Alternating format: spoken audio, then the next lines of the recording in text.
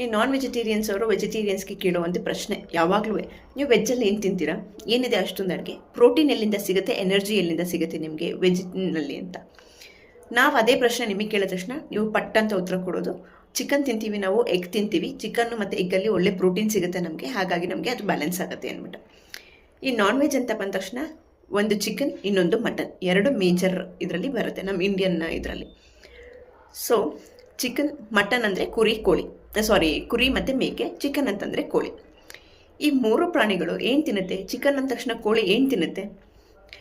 ಕೋಳಿ ಏನು ತಿನ್ನುತ್ತೆ? ಕಾಳುಗಳನ್ನ ತಿನ್ನುತ್ತೆ, ಸಣ್ಣ ಪುಟ್ಟ ಹುಳಗಳನ್ನ ತಿನ್ನುತ್ತೆ, ಬೀಜಗಳನ್ನ ತಿನ್ನುತ್ತೆ, ಲೆಂಟಿಲ್ಸ್ ಅದು ಕೂಡ ಸಣ್ಣ ಪುಟ್ಟ ಬೀಜಗಳು, ಬಟ್ ಜಾಸ್ತಿ ತಿನ್ನೋದು ಕೋಳಿ ಕಾಳುಗಳನ್ನ. ನೀವು ಗೂಗಲಲ್ಲಿ ಕೊಟ್ಟು ನೋಡಿ what does chicken or sheep eats ಅಂತ ಅದು ತೋರಿಸುತ್ತೆ.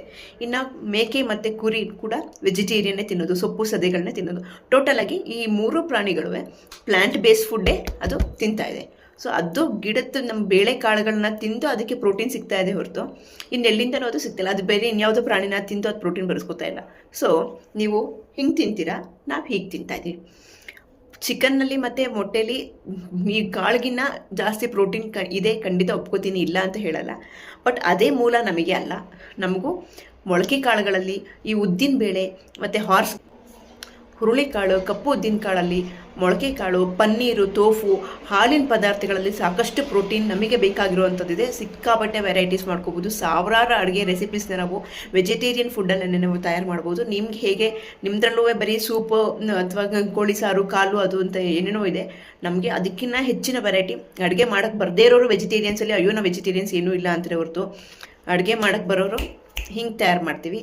ಹಾಗಾಗಿ ಸೊ ನನಗೆ ನಾನ್ ವೆಜಿಟೇರಿಯನ್ಸ್ ಹೇಟರ್ಸ್ ಅಂತ ಏನಿಲ್ಲ, ನಾನ್ ವೆಜ್ ಕಂಡ್ರೆ ಆಗಲ್ಲ ಅಂತ ಇಲ್ಲ. ನಾವು ತಿಂದೇ ಇರೋದಕ್ಕೆ ಮಾತ್ರ ಇನ್ನೊಬ್ಬರನ್ನ ನಾನು ಕೆಟ್ಟದಾಗಿ ನೋಡೋದಾಗಲಿ ಆ ಥರ ನಾನು ಖಂಡಿತವಾಗ್ಲೂ ಈ ವಿಡಿಯೋನ ಮಾಡ್ತಾಯಿಲ್ಲ. ನನಗೂ ತುಂಬ ಜನ ನಾನ್ ವೆಜಿಟೇರಿಯನ್ಸ್ ಫ್ರೆಂಡ್ಸ್ ಇದ್ದಾರೆ.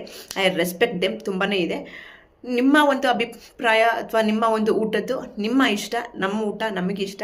ನಾನು ಈ ವಿಡಿಯೋ ಮಾಡಿರೋದು ಯಾವಾಗಲೂ ಈ ಕ್ವೆಶ್ಚನ್ ಕೇಳ್ತಾರಲ್ಲ ಅದಕ್ಕೆ ಈ ಒಂದು ಉತ್ತರ ಕೊಡಬೇಕು ಅಂತಲೇ ನಾನು ಈ ವಿಡಿಯೋ ಮಾಡಿದ್ಬಿಟ್ರೆ ಇನ್ನು ಯಾವುದೇ ಒಂದು ಥರದ ನೆಗೆಟಿವ್ ಆಗಿ ಅವ್ರಿಗೆ ಈ ಒಂದು ಟಕ್ಕರ್ ಕೊಡಬೇಕು ಅಂತ ಖಂಡಿತವಾಗ್ಲೂ ಇಲ್ಲ.